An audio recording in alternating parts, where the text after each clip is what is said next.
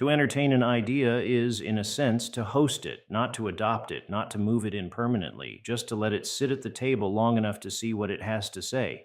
The word entertain originally meant to hold together, to keep in consideration.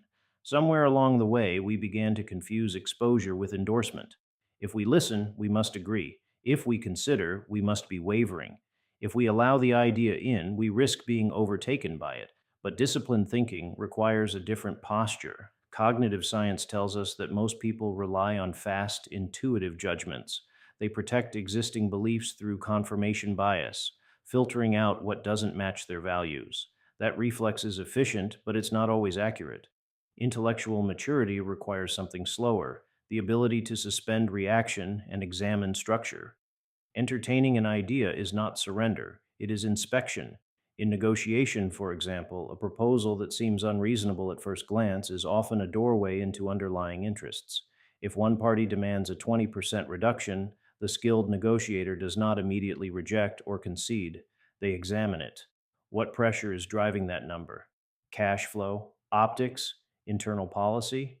By entertaining the proposal without accepting it, they uncover leverage and options that would have been invisible under a defensive reaction. The same principle applies in leadership, policy debates, strategic planning, even personal decision making. To consider the strongest version of an opposing view is not weakness, it is rigor. It stress tests your own reasoning. It clarifies trade offs. It reduces the likelihood of being manipulated, because manipulation depends on unexamined emotion and urgency. There's also something quietly civilizing about this practice. When we can entertain ideas without feeling personally threatened, conversations become analytical rather than adversarial. The focus shifts from identity to structure. Instead of, what does this say about me? The question becomes, is this sound? Some ideas, after examination, should be rejected decisively, but rejection after examination is different from reflexive dismissal.